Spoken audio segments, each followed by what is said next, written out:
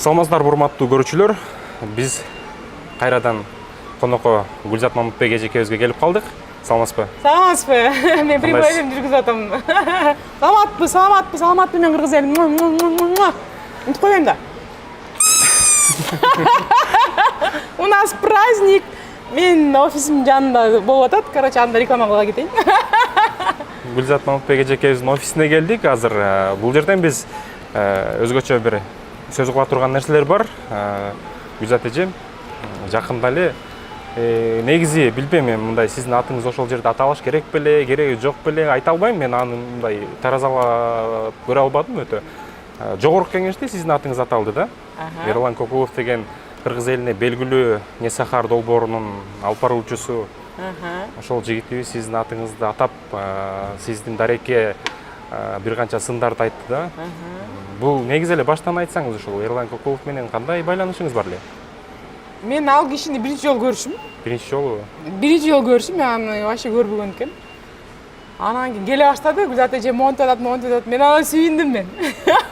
Молодец депчи. Красавчик. Мындай черный пиар тоже пиар. Парламентский выборларда же президентский выборларда атайын акча берип черный пиар кылдырышат. Анткени Черчилль айткандай. Пока хорошая новость дойдет до тебя, плохая новость обойдет мир 7 раз дейт. Кыргызча айтканда, жакшы жаңылык сага жеткинче дейт, жаман жаңылык 7 айланат дейт ааламды. Анысы кандай? Бул эмне деген сөз?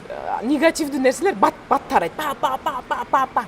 Ошондо сен пиар болуп атың даңкың бат чыгат. Бул да аябай сонун ход. Анан кийин мен дагы акча берип кичине пиар болоюн деп атам.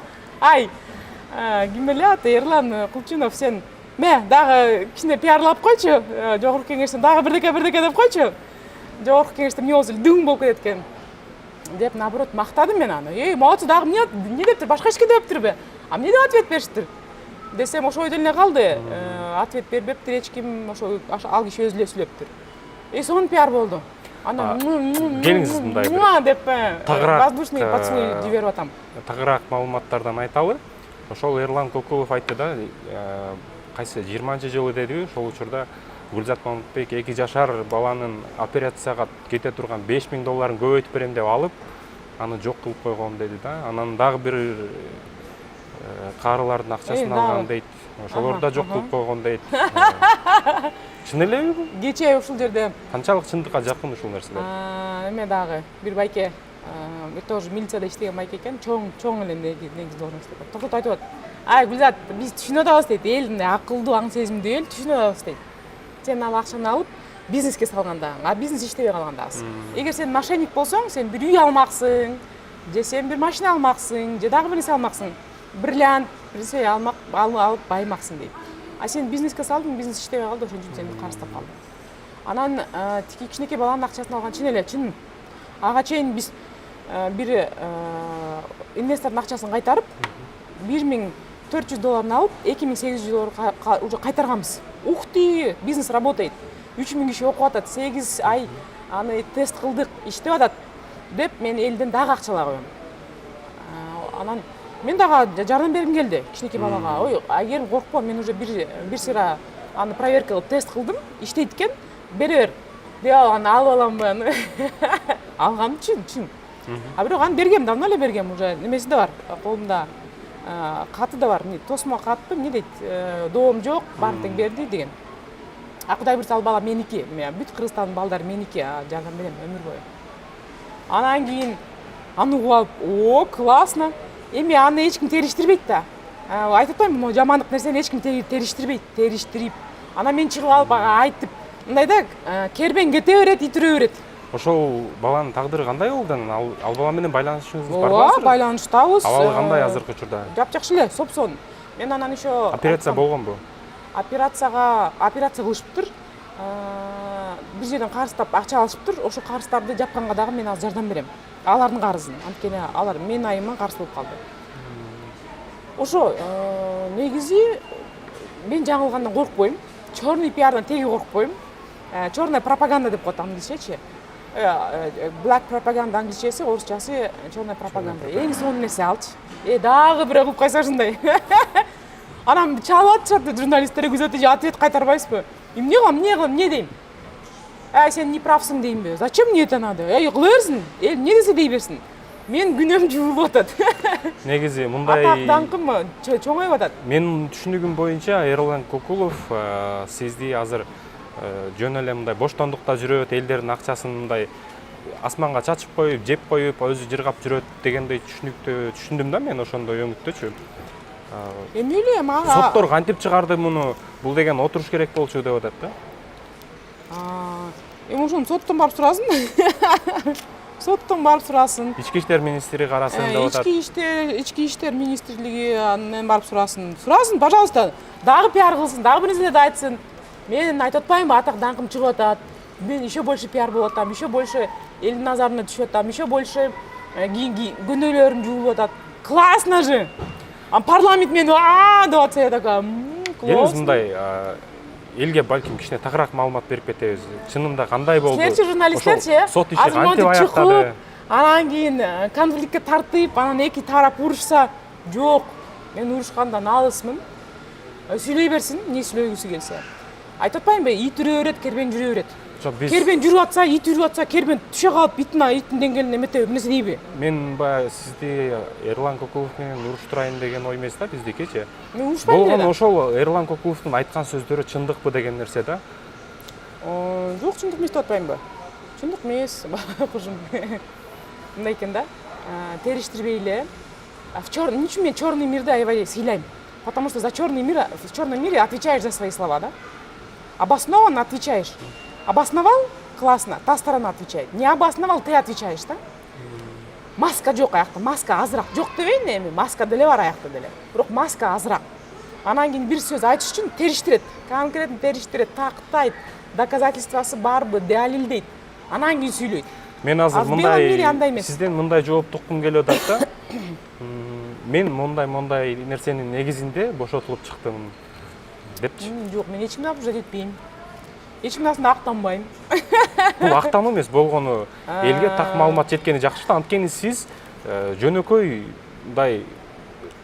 эле жүргөн адам эмессиз. Сиз деген мындай элдин көзүнө алынып калган, элге таанылып калган, өзгөчө харизмаңыз бар адамсыз да. Ошондуктан сиздин баягы ушундай так жообуңуз көпчүлүк эл үчүн маанилүү деп ойлойм. Мен мындай да, айтып атпаймынбы?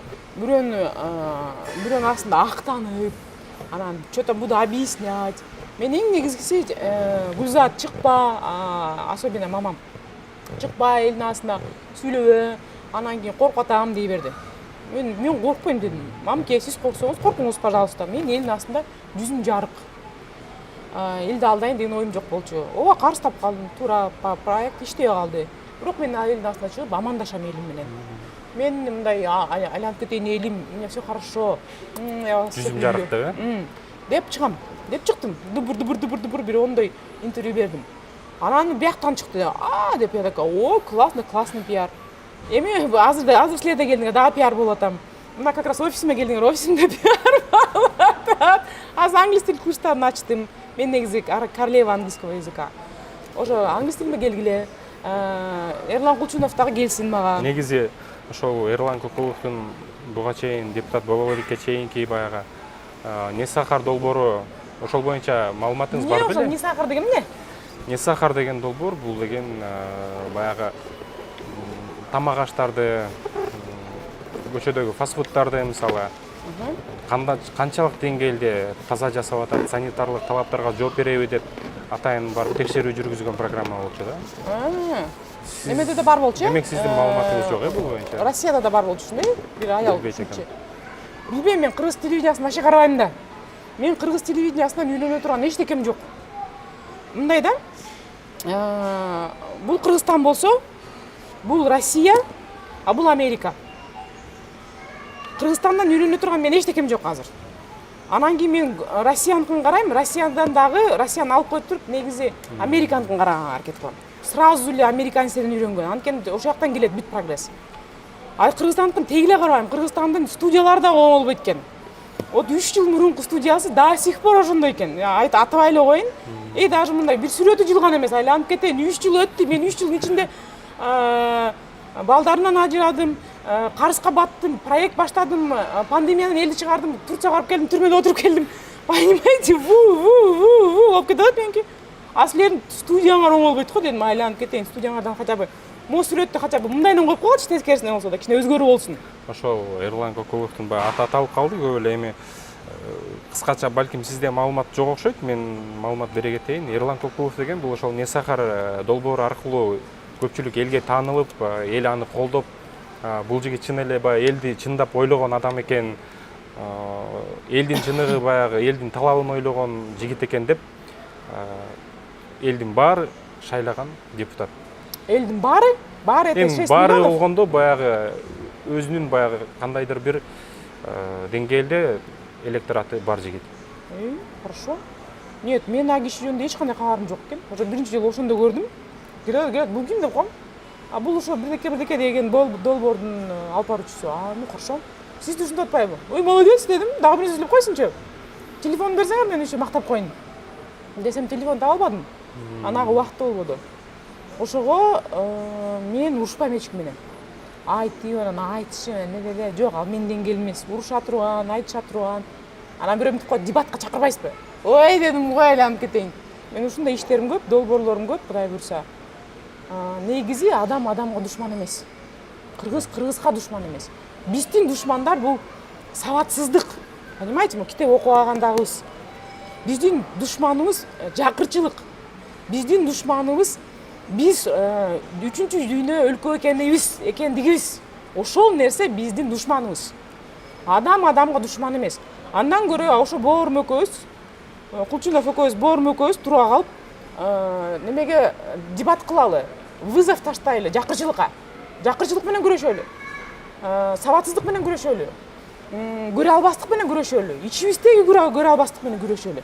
Ичибизде мындай атаандашкан, анан кийин конфликтке, скандалга жакын нерселер менен күрөшөлү. Ал жүрөктүн оорулары. Мен Эрлан Кулчунов менен эмес, даже өзүнүн эски күйөөм менен урушкум келбейт.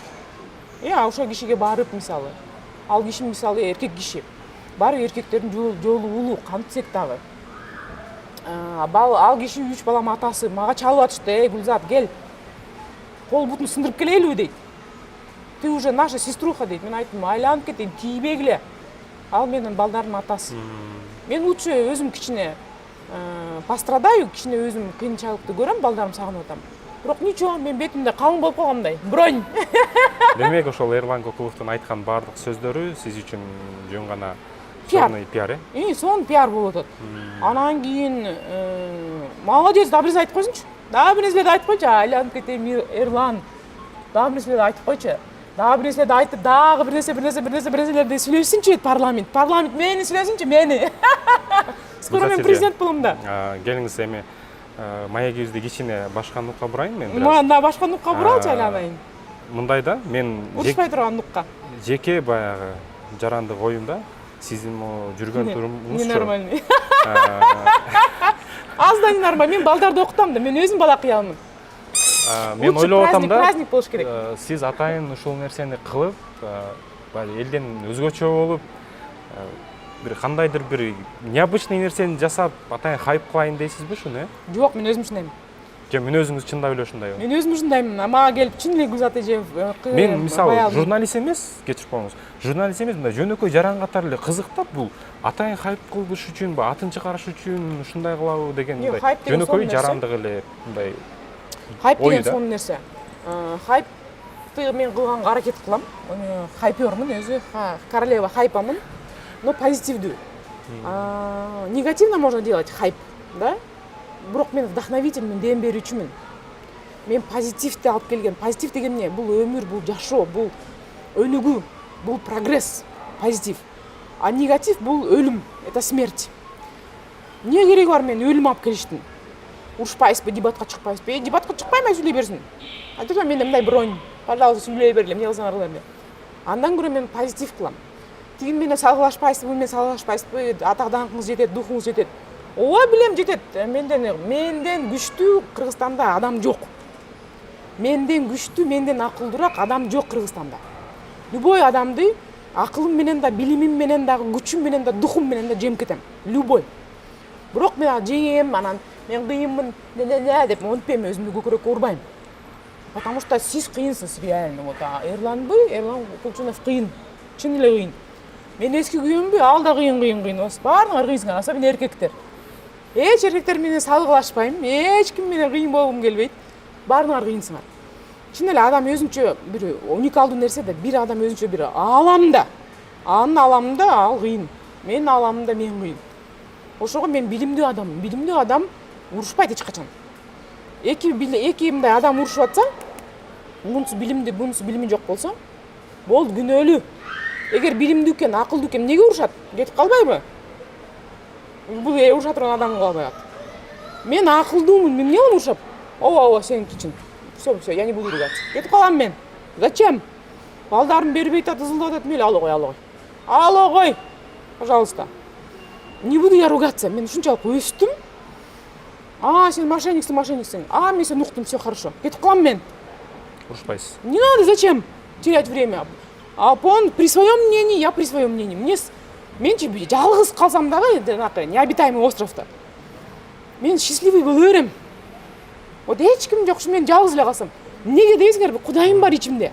Мен Кудайым менен сүйлөшүп, таштар менен сүйлөшүп, күн менен сүйлөшүп, асман менен сүйлөшүп жүрө берем.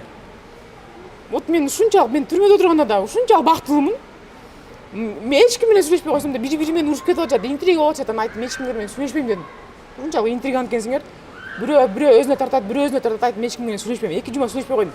Сүйлөшпөй, китеп окудум мен, китеп, могулар менен сүйлөштүм, карачы. Моё дело дейт, көрдүңбү? Моё дело, Веллер. Могу киши жазыптыр. Гийом Мюссо. Здесь и сейчас. Анын көрүүчүлөр менен общаться этем. Так, сонун китеп жазыптыр. Мен чын эле ненормальныймын деп жооп бербедиңиз. Ошол нерсе азыр TikTokто, Instagramда мындай кесип, элдин баары вирус болуп кетти да. Вирус болуп кетти да. Анан ошондон кийин мындай мен журналист катары эмес, жөнөкөй эле адам катары, жөнөкөй эле Кыргызстандын бир простой эле бир жараны катары эле мага мындай дагы эле кызык да мындай. Сиздин кылган иштериңиз мындай жиндиникиндей да. Келе сол кишиникиндей. Бирок мындай карап турсам, сиз менден да акылдуусуз. Мындай карап турсам, мен билбеген көп нерсени билесиз да. Ошондон мен мындай түшүнө албайм да.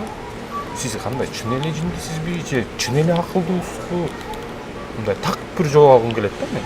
Эйнштейн да жинди дешкен. Марк Цукерберг да жинди дешкен. Илон Маск да жинди дешкен. Илон Маск 93 миллиард доллар карыз болуп, 4 ракетасы учпай, анда мошенниксиң, соттойбуз, отургузабыз деп үстүнө канча иш козгогон, бирок ал киши жеңип чыкты мага окшош. Анан ракеталарын азыр биринин артынан бирин учуруп атат. Мындай экен да, илгери деле билимдүү адамдар тетиги жөн эле жылдыздар эмес, ал жакта башка планеталар, ал жакта дагы бирөөлөр жашайт десе, бул бак жинди болуп калыптыр, мээрисинен айнып калыптыр, окуй деп алып бакка монтип байлап алышып, отко жагып өрттөшчү. Түшүндүрө алып атамбы? Жакшы еще биз жакшы заманда жашап атабыз. Мен мынтип отко байлап алып, Кыргызстан номер 1 болот десе, мени байлап алып, эч ким эметпейт, өрттөбөйт, потому что кичине замандар өзгөрдү. Кичине эмес, анча эле. Илон Маскты мынтип бакка байлап алып өрттөшпөйт. Мындай да, нормалдуу болуп калган бир кызыктай эле нерселер. Монтип жүрүү, монтип урушуу, бири-бири менен парламентте мээсине анан башына согуу, бул нормально болуп калган да. Монтип жүрүү, сон давайте жакшынака жашайбыз. Давайте позитив болот, баары тең жакшы болот, жакшылыкка үмүттөнөлү деген нерсе ненормально болуп калган да. Мояктагы бийик толкундагы нерселер ненормально болуп калган. Жаман нерселер нормалдуу болуп калган. Ал эмне деген сөз? Эл мыякка түшүп кеткен деген сөз. Деңгел түшүп кеткен деген сөз. Деңгелди түшүрбөй өстүрөлүчү. Чыңгыз Айтматов айткан, мээ ашказанга караганда акылы жогураак, не умнее депчи мындай. Анткени ашказан жаман нерсе кирсе кузуп салат экен. Желудок умеет тошнить дейт. Мээң не умеет тошнить, жаман нерсени чыгара албайт. Сиңире берет.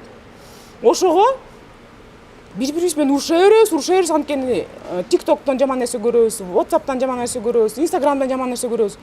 Мен жаман нерседен качам. Конфликттерден качам. Жок, сеники туура, качтым, кеттим. Бири-бири менен ушакташат аялдар. жаман качам ушактан. Мен ушак айтканча зикир чалалы дейм. Мисалы ошо СИЗОдо отурганда деле. Эжелер ушундай ушак айтат. Менден улуу. Эжекелер, ушактан чарчабадыңарбы? Сотторду жамандайсыңар, прокурорлор жамандайсыңар, милицияны жамандайсыңар. Жамандаганда алар жакшы болуп кетпейт. Мына тамак жеп атабыз, тамактын үстүнө жаман энергия кошуп атабыз. Андан көрө жакшы энергия кошолу. Кыргызстандын келечеги жөнүндө сүйлөйлү. Давайте жакшы нерселерди тилейли. Эң жок дегенде зикир чалалы. Ай, да урушат. Ошондо акырын отуруп алардын да оюн өзгөртүп алдым. Улуу болсо дагы мага баш ийип беришти анткени. Туура айтып атасың депчи. Келин андан көрө тазалык кармайбыз. Давайте посуда жуула, мен туалетти жууп берейин. Келин андан көрө кыймыл аракет кылабыз. Келин андан көрө бийлейбиз, ырдайбыз, китеп окуйбуз. Англисче окутайын. Жамандык жаратканча жакшылык жараталычы алтындарым. Туурабы? Мен Кыргызстанды номер 1 болууга үндөп атпаймынбы? Мен Аскар атам дагы Салымбеков. Ошо кишини да ушул экен, ошо кызыңыз жинди деп. Ал кызым жинди эмес дейт экен киши. Мына бир да эркек чыккан жок, Кыргызстанды номер 1 кылабыз, келгиле деп үндөгөндө. Аял башы мен ошо кыз чыгып атат. Эмне үчүн мен кызды колдобошум керек? Ал жинди эмес, ал силерден да акылдуу. Между прочим, Кыргызстандагы акылдуу кишилердин катарына кирет ал. Эң акылдуу кишилердин. Деп киши да өзү да акылдуу. Мен толкунундагы киши. Мен түшүнөт Аскар атам. Ошого алтындарым. Ким жинди деп ойлосо, анын ою, ким жинди эмес деп ойлосо дагы анын ою. Менин өзүм оюм бар. Менин өзүм оюмда тияктамын, Кудай буйрса. Билим алып маяка көтөрүлсөң, мынча нерсе көрөсүң. Билим алып маяка көтөрүлсөң, мынча нерсе көрөсүң. Билим алып маяка көтөрүлсөң, монча нерсе көрөсүң. Мен айланып кетейиндер, монча нерсе көрүп атам. Анан тияктан ылдый карап туруп, бакуштарым, ай дейм да. Эң сонун кайсы бир деңгээлде мындай. Сиз урушка чакырайын дедиңиз эле. Журналисттик максатка жетпей калдыңыз. Эмне болот эми? Жок, биздин максатыбыз сизди кимдир бирөө менен уруштуруу эмес. Жакшы керек. Болгону, мисалы, ошол адамдын айтып жаткан сөзү чындыкпы деген эле нерсе. Башка эч нерсе жок. Эркектер эркектей эле болсо. Мындай эркектер эркектей эле болсо. Мындай в штанах должны быть яйца. Понимаете? У мужчин должны быть яйца, а не теннисные шарики. Мен ушинтем да, мен наоборот, аял киши болсом дагы галстук таап жүрөм, потому что я хочу быть по-мужски сильной. Эркектер менен эркекче сүйлөшкүм келет. Давайте, жигиттер, давайте не будем заниматься фигнёй, страдать фигнёй, давайте работать, пахать. Мындай ызычуу-музычууга чакырбай, эркек эркектер эле болсун, юбка кийбей. Шим кийип жүрсүн, шим. Мен керек болсо мен да шим кийип алдым. Мен да эркекче жүргүм келет. Аялдар менен көп тил табыша албайм мен. Потому что ызычуу көп, интрига көп, бири-бирин көрө албайт. Все, девочки, кеттим, все, мне здесь не место деп кетип калам. Анан көрө эркектер менен сүйлөшүп, давайте, жигиттер, мага тийишпейсиңер, мен силерге тийишпейм. Мен аял эмесмин, мен дем берүүчүмүн. Понятно? Все, да, эркекче сүйлөшөбүз. Эң сонун Гүлзат эже. Эркекче сүйлөшөлүбү?